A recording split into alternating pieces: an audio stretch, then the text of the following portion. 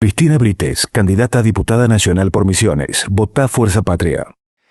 Vamos a agradecerle por su presencia aquí en los estudios de la radio, de la secretaria general del Sindicato de Educadores Misioneros, Alfredo Bravo, y también de la Confederación de Educadores Argentinos, Mariana Lescafete. Muy buenos días, Mariana, ¿cómo estás? ¿Bien? Bien, muy buenos días a la audiencia de Radio Lateral. Ahí le mandamos el link a los colegas que están viendo el programa.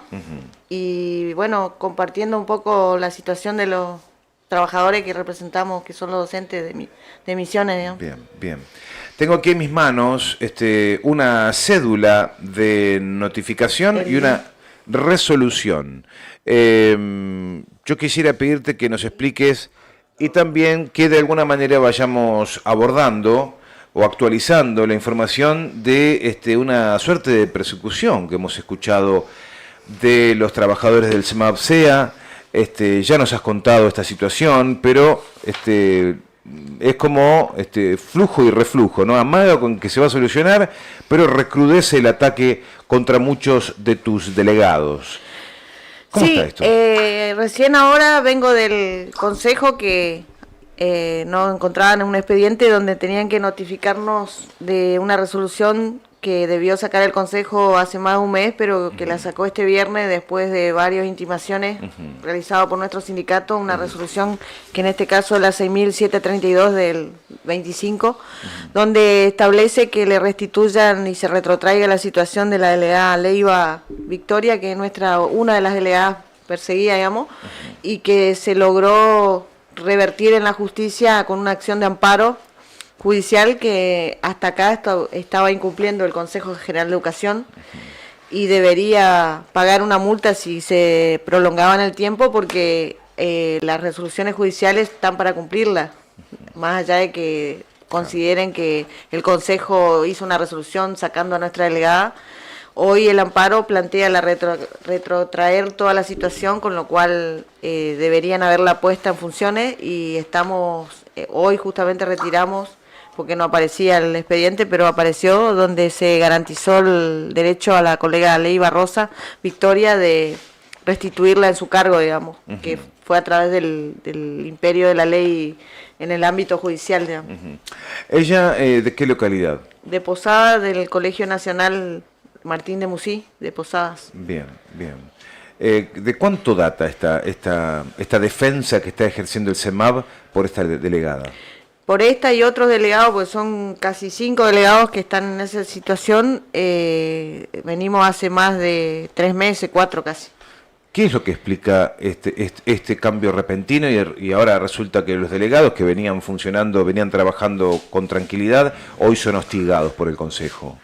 No, o sea, la hostigación es permanente, no es que hoy, mañana o pasado, o sea, nosotros igualmente vamos por los medios y los canales que corresponden, porque tenemos que documentar las situaciones. De hecho, hay otras compañeras, como en la de Jardín América, donde es notorio la situación de que, por decir que, o informar a la dirección en su momento de que había niños que estaban planteando que un docente le toqueteaba, digamos, entre comillas, le dijeron que estaban lesionando el derecho al docente ese, injuriándolo, y por lo tanto, en lugar de investigar la situación, hicieron sumario a la colega nuestra, que es delegada y miembro de comisión. A ver si entiendo bien. Una delegada del CEMAB señaló a docentes... A un docente que le fue dijeron acusado por niños, claro. Los chicos le dijeron que había situaciones de posible acoso por este docente, y fue y le informó a la directora. En ese marco, la dirección de la escuela, con la supervisión y después con una resolución del consejo, le iniciaron sumario a la que habló, diciendo que injurió y calumnió a un docente, que en este caso está siendo cuestionado ahora duramente por los padres, que sí también hicieron después de que le sacaron a la representante nuestra, que fuimos al juzgado y que volvieron a poner el juzgado en funciones, pero no fueron puestas en funciones, sino que además que no fue puesta y también se negaban a cumplir la orden judicial de restitución en el lugar. La restituyeron en la planta en un primer amparo, pero en el segundo amparo que estamos haciendo ahora es para que la vuelvan a poner en su cargo como corresponde, pues le mandaron a una pieza al fondo bastante mugrienta, digamos, para que sientan la presión de que ella está sumariada, digamos, por haber dicho injuria y calumnia, y en la resolución la presidenta del Consejo como argumento pone que nuestra representante ejerció violencia de género de mujer a hombre. No existe eso. Está escrito y firmado por la presidenta del Consejo, digamos. De mujer a hombre no hay violencia de género. No. La ley de violencia de género justamente fue hecha y planteada con un escenario de lucha muy grande por todas las mujeres del país. Un movimiento de mujeres muy importante que logró, digamos, unas leyes que favorecen la defensa de la mujer, justamente, no del Claro, varón. claro. Entonces, poner eso es ya es risible, digamos, pero no tan risible porque provoca daños muy grandes a la trabajadora, que se siente obviamente con problemas de depresión, digamos, por toda esta persecución, así como otros colegas que están yendo al psicólogo ya para sostener, digamos, esta cuestión. Esto no cambia en absoluto el rumbo que definió el CEMAPSEA en la provincia de Misiones, No. por más presiones, por más No. intimidaciones. No, porque nosotros, o sea, no nos van a doblar con cuestiones así, porque cuando más presionan, más redoblamos la apuesta, digamos. De hecho, estamos planteando en este escenario, obviamente, que el conflicto lo plantea no el trabajador ni el sindicato. El conflicto lo genera estas acciones de persecución y de apriete para que bajemos el nivel de reclamo que estamos haciendo puntualmente con el tema salarial. Se está agotando el tiempo y ya se agotó prácticamente, porque en noviembre el 1 de noviembre vence el plazo de 2 años para hacer el reclamo judicial de que el gobierno ha incumplido con el artículo 6b del Estatuto Docente, y del cual nosotros nunca resignamos los reclamos y agotamos todas las vías, tanto de diálogo como de intimación, que de hecho hoy volvimos a reiterar la intimación al Consejo y al Ministerio de Hacienda para que, al no haber convocado a ninguna mesa de diálogo en este tiempo, en mayo fue la última decisión unilateral del gobierno de poner un incremento insuficiente, el cual no firmamos ningún sindicato en ese momento en la mesa porque consideramos totalmente insuficiente, con un compromiso de llamar a octubre, que de hecho no lo hace y no lo va a hacer aparentemente. Nosotros consideramos que hay un escenario muy complicado, digamos, desde el punto de vista económico. No le vamos a decir a la gente lo que significa, pero en concreto está prevista una devaluación y eso va a afectar gravemente, además de lo que ya venimos afectando, que sabemos que el principal responsable es el gobierno nacional, pero en la provincia, digamos, no se ha tomado ni una decisión respecto de convocar a mesa o discutir mínimamente un espacio de negociación mínima. Estamos reclamando también adicionales, como el caso del adicional por movilidad, que no se pagó como corresponde, y es una cuestión que está homologada y es ley, y tampoco se ha cumplido. Hay decisiones de sacar suplementaria que fueron presionándose, pero me parece que el escenario es muy complejo, hay que poner plata, y si no aparece la plata, los trabajadores que representamos exigen que accionemos judicialmente, con lo cual lo vamos a hacer, y de hecho ya estamos trabajando en ese sentido, por los plazos que están definidos al 1 de noviembre, si no hay recomposición acorde al costo de vida de estos 2 años, que como bien te dije, nos llamó la atención en su momento que se reformó el estatuto. En el año 24 sacaron un boletín oficial con fecha 1 de noviembre del año 24, donde reformularon y modificaron e insertaron la ley de presupuesto dentro del estatuto para decir que si hay recurso el Estado puede definir o no. Pero ojo que en este caso estamos reclamando ya antes del 24, del 23 al 24, eso no estaba modificado. O sea, con lo cual estamos reclamando en el término de los 2 años esa parte de que es casi un 38% de déficit para un maestro de grado, que significa hoy por hoy 600.000 pesos menos prácticamente por cabeza, digamos.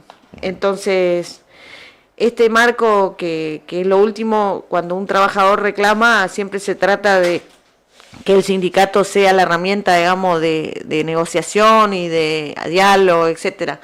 Pero cuando se agota esa cuestión y hay una soberbia y una unilateralidad de parte de un patrón que ni siquiera habilita el diálogo, estamos complicados porque tenemos que hacer lo que tenemos que hacer acorde a los tiempos legales, y se vence ahora y tendremos que ir a la justicia para que se cumpla ese estatuto. Y como te dije, se modificó ese artículo con la anuencia o el silencio mínimamente de todos los diputados que están en la Cámara de Representantes de Misiones, no solo el oficialismo, sino los llamados opositores, que ninguno levantó la voz, incluso los diputados como el docente que está ahí, ¿cómo es? Cristian Castro, creo que trabaja ahí, no. Cristian Gabriel Castro. Sí, que no. Candidato a diputado nacional. Que no ha emitido ni una voz en su momento antes de que se produzca esa aprobación. Y nos llamó la atención porque todos hablan de la defensa del salario. Ahora, en concreto, el único sindicato que está haciendo una presentación formal, concreta y real, y en el marco de la búsqueda de soluciones y agotada todas las vías, vamos a hacer lo que tenemos que hacer, que es ir digamos, a buscar la reparación jurídica de esta situación. Bien. Claro, cambiando las reglas del juego, modificando el contenido del estatuto, ¿sí? Incluyendo el presupuesto 2024, donde exime al gobierno ajustar el aumento salarial al costo de vida de los docentes. Bueno, están a sus anchas, están felices de haber hecho eso. ¿Podés recordarme cómo resultó esa modificación? ¿Eso tuvo que votarse en Sí. el Parlamento? O sea que... No, todos los años, y ahora ya Sí. aprobaron en el 2025, Sí. que ese análisis obviamente no va a ser tan sencillo, evidentemente, con un escenario nacional donde... ¿Tomas mate o no? Sí, donde la ley de presupuesto nacional, hay que recordar que mi ley y el gobierno nacional estableció que hay presupuesto cero desde hace 2 años, No hay plata. con lo cual el cero significa cero. La ley de financiamiento educativo a nivel nacional está prácticamente no derogada, pero derogada de facto porque no se está cumpliendo la paritaria nacional, que el artículo 10 de esa ley nacional de financiamiento establece en su artículo 10 que los docentes estarán representados por los sindicatos paritarios en una paritaria nacional, que de hecho también fue derogada de facto o suspendida entre comillas, pero no funciona, y al no tener un marco nacional se hace más difícil que cada provincia tenga que remar los representantes sindicales en cada provincia sin tener un marco nacional de referencia. Y antes, por ejemplo, cuando había una paritaria se sabía que era insuficiente lo que se acordaba, pero había un piso, digamos, mínimo que hoy sería mucho mejor que los 600 y pico que tenemos acá.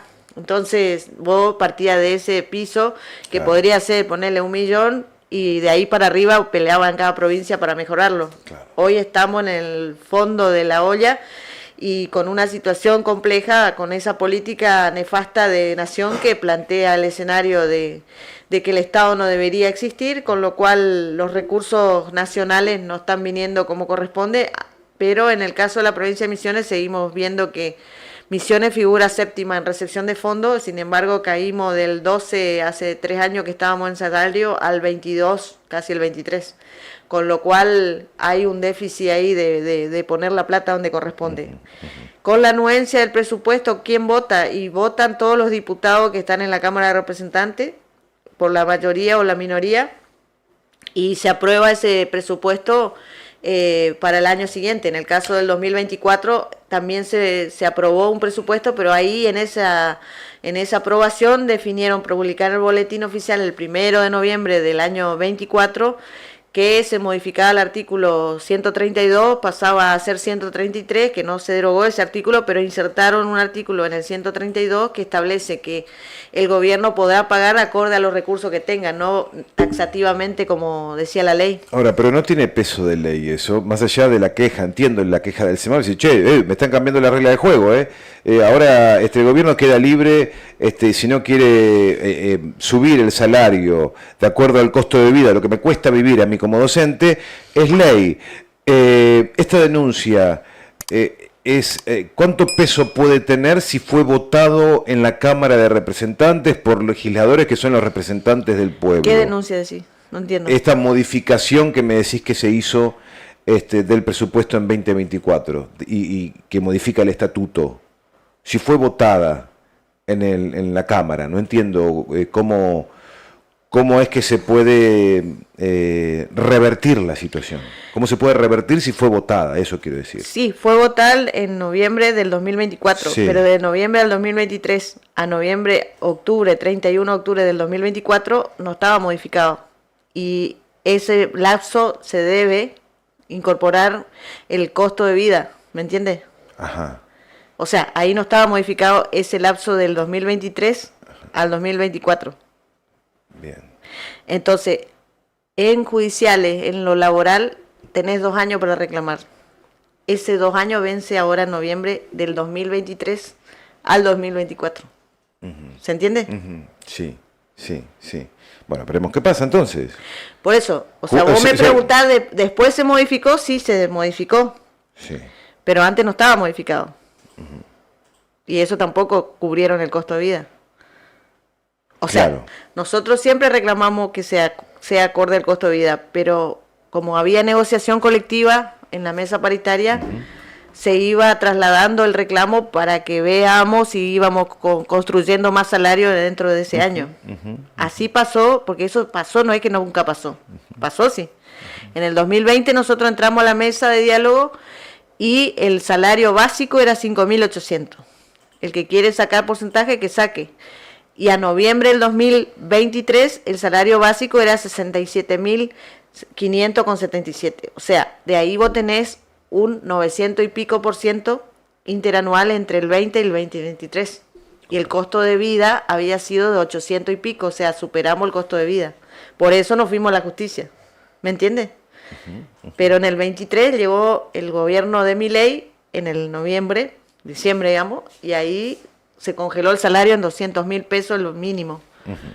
Es lo que pasó después del conflicto que hubo con los policías y demás, y esto se logró en mayo revertir en la mesa de diálogo, se logró poner casi el 100% al básico nuevamente y aparentaba seguirse construyendo salario, más allá de que no lo haces en una sola mesa, lo podés hacer en todo un año como lo hicimos en la interanual del 2020 al 2023, ¿se entiende? Pero en el 2023, noviembre, que es un periodo al otro noviembre, es un año, que es noviembre de 2024, ahí no se cumplió. Y este reclamo puede llegar a vencer 1 de noviembre porque son 2 años para reclamar. Sí. No sé si se entiende. Sí, se entiende, se entiende. O sea, lo que vos me estás preguntando, te estoy contestando de Sí. que es viable porque no estaba modificado el estatuto. Está bien, está bien. A ver...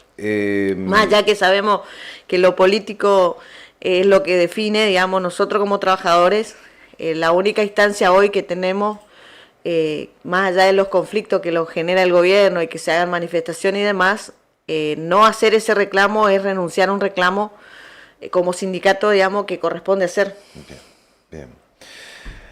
¿Cómo está la vida hoy de los docentes? ¿Cómo está la vida hoy de los docentes? Estoy escuchando. O sea, un maestro que no supera los 600.000 en un cargo, digamos, o sea, que no llega ni siquiera a eso porque, digamos, el recién iniciado es una cosa, después en la antigüedad se cobra de otra forma, pero no es mucho la diferencia porque justamente también ahí hay no diría un saqueo, digamos, de lo que corresponde, porque la antigüedad, para que se entienda en el maestro de grado, en cualquier docente, es que yo recién iniciado tengo que cobrar, el básico sería más la antigüedad, zona y todo, compone un salario de bolsillo, digamos. Ese mínimo significa ponerle 600 pesos, por decir un monto. El que tiene mayor antigüedad, que es más de 25 años, debería cobrar 120% más que el que recién se inicia. Como eso se acordó con otros sectores, un compensador achata la pirámide y de 0 a 20 años todos cobran lo mismo, con lo cual no se está pagando realmente lo que corresponde por antigüedad por un lado. Por otro lado, hay un déficit en cuanto al salario básico, porque el salario básico, para que realmente impacte como corresponde en esa pirámide de antigüedad, debería ser el 60% si vos tenés 600.000, ponerle de bolsillo, tu básico debería ser la mitad para que realmente impacte, o sea, debería ser 300.000 el básico, ¿se entiende? Y eso no se logra porque siempre estamos con la zanahoria, digamos, que buscamos que llegar y nunca llegamos. Entonces, esta cuestión, más lo que significa la devaluación real del salario, porque todo dice no aumenta, la inflación mejoró supuestamente según algunos sectores que defienden al gobierno nacional y demás, en realidad lo que no aumentó es el salario. Y el costo de vida, si uno va a lo que es luz, agua, servicio, más lo que es la comida real, fue aumentando. O sea, de un mes para el otro vos tenés aumentos. Lo que no aumenta es el salario, que está congelado. Y al estar congelado, prácticamente hay una devaluación real de lo que tenés poder adquisitivo para poder sostener los costos, digamos, de servicio, luz, agua y lo que significa comida netamente. Y un maestro de grado hoy no llega ni a los 5 días del mes, claro, con ese salario que tiene. No, y tenés un gobierno nacional que está haciendo desastres, un desmadre absoluto, pero también tenemos un gobierno provincial que no colabora, ¿no? Que se pliega a la mismo clima de época y toma decisiones políticas que son de achatar los salarios, de no dar paritarias, de decretar aumentos de manera unilateral. Se están sumando, quieran o no, con absoluta complicidad al clima de época. Por eso, o sea, nosotros como representantes sindicales tenemos que representar a los que nos plantean la necesidad de recomponer el salario. Claro. Hemos buscado las vías de diálogo, hemos acompañado cuestiones que hacen a otras situaciones que pueden mejorar por ahí las condiciones laborales, por ejemplo, las titularizaciones, que son cuestiones muy muy importantes también, porque hay gente que por ahí está años de suplente y está inestable, y hoy se están titularizando, y eso es un avance que se logró en la mesa de diálogo. Ahora, eso, digamos, hoy no alcanza y es necesario fundamentalmente la plata para poder llegar a fin de mes mínimamente y cubrir los costos de la canasta, que no se llega, y el gobierno no estuvo habilitando la discusión salarial. Entonces, cuando no hay posibilidad de dialogar, cuando no hay convocatoria prevista y acordada, no en un acta, pero mínimamente se vio el tema de que para octubre podría haber una mesa y estamos terminando octubre y no hay ni una posibilidad, nosotros estamos obligados a ir a reclamar en la vía judicial, porque está agotada la vía administrativa, lo que corresponde antes que venza el plazo. Claro. Es lo que nosotros vemos en este horizonte ya. Después los conflictos planteados con la posible devaluación y demás, y bueno, lo va a ir determinando el clima, como decís vos, que los trabajadores no tienen y van a exigir con o sin nosotros, la calle o donde sea. Para entender un poco el ensañamiento que hay de algún sector, y uno se pregunta qué les pasa, ¿no?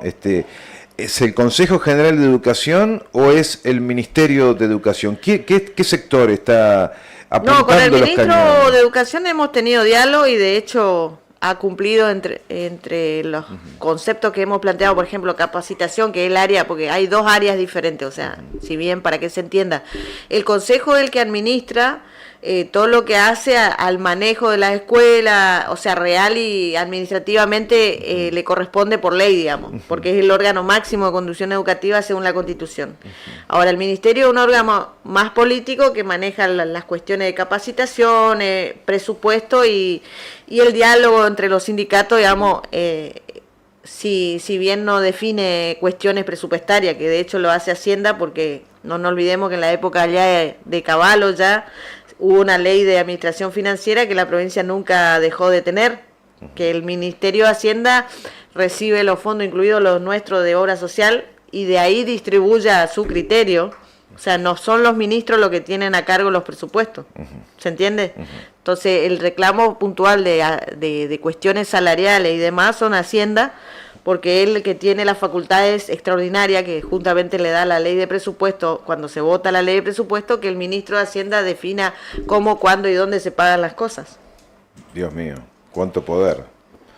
Cuánto poder en una sola persona, ¿no? Entonces, desde el punto de vista que vos me preguntás concretamente de la diferencia o no, de diálogo o no, El diálogo con la presidenta del Consejo no la cortamos nosotros, sino que las acciones que fueron llevando contra los fácticas, digamos, de realidad, de resoluciones que desplazaban a los delegados sin exclusión de tutela, es inadmisible por el tema de que hay un convenio 87 en la OIT que por más que Milei o los gobiernos provinciales quieran que no exista, existe. Y dice que un trabajador que es electo representante sindical, ya sea delegado o miembro de comisión, como es el caso de la colega de Jardín, no pueden ser separados sus cargos sin previo decisión judicial. Un juez es el único que puede tomar la decisión de sacar un delegado.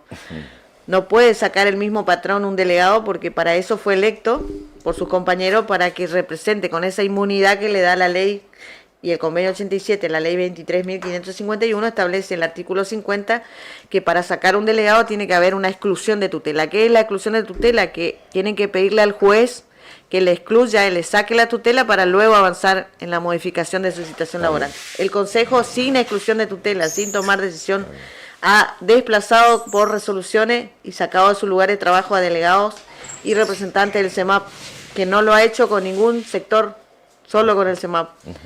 ¿Por qué? Porque reclamamos justamente las mesas técnicas que el Consejo tiene, que además del salario que se discute en la mesa de diálogo, después quedan aprobadas mesas técnicas que se va a trabajar, por ejemplo, determinadas temáticas. En todas esas temáticas, incluido la estabilidad y las titularizaciones o la cuestión de los adultos que están siendo vulnerados en sus derechos por cuestiones que hacen a modificación de competencia de título y demás, todas las actas fuimos y de buena fe a trabajar con la presidenta del Consejo. Hasta ahora nunca fue publicada ni un acta de las que firmamos, con lo cual, no sé, estamos pintados. Por esa decisión ya decidimos tampoco participar en esas mesas porque sacan la foto y estamos ahí, pero en la práctica no se avanza en ninguna resolución. Tanto en la Junta como de primaria sobre todo, que no se avanza en las resoluciones de lo que se discute. Entonces vamos y estamos como los discutidores seriales de algo que no se va a exponer ni plantear en un instrumento legal que tenga efecto jurídico o legal. Entonces, esta cuestión la genera la misma presidencia del Consejo con el ánimo, desconozco, porque como siempre te dije, yo la psicología no soy psicóloga, pero la práctica y los hechos demuestran que las palabras, por un lado, son de que hay diálogo, pero en la práctica hay persecución, porque si yo saco un delegado con tutela sindical comunicada fehacientemente y saco no a uno, sino a 5 o 6, ya tengo que pensar que digamos, hay una práctica desleal de parte de ese patrón. Y como sindicato, si nos tocan delegados, nos toca nuestra vida esencial, que es el manejo de cómo un delegado vaya a enfrentar en las condiciones de precarización y de apriete ante el patrón los reclamos, y saben que en cualquier momento lo sacan y no tienen ninguna inmunidad. Mariana, gracias por visitarnos aquí en Radio Lateral, por contarnos, lamentar también esta situación que permanece en un estado irregular. A Dios gracias, hay resortes, mecanismos para que el sindicato pueda ejercer su Sí, de hecho defensa. sacamos esta resolución ahora de que vuelva la compañera Leiva, en este caso en Victoria, en el Martín de Musí. Después estamos avanzando con la compañera de Jardín en que no la saquen de su lugar de trabajo, la pudimos restituir, pero es esfuerzo económico que tiene que hacer con el aporte de todos los afiliados del sindicato para pagar tanto abogados y demás, y eso genera obviamente una distracción en nuestra práctica diaria sindical, que deberíamos estar abocados a sostener más que nada la necesidad que tienen los trabajadores de un salario digno, de cuestiones elementales, digamos, y no vamos a renunciar a eso porque justamente estamos redoblando la apuesta, y cuando más presión hay, más nos ponemos fuertes, porque es al revés. Eso es así. Mariana, gracias por estar con nosotros. No, de nada. Hasta luego. Mariana Escafete, secretaria general del Sindicato de Educadores Misioneros, Alfredo Bravo, también de la Confederación de Educadores Argentinos, el CEA, CEMAB-CEA, conversando con nosotros aquí en la radio.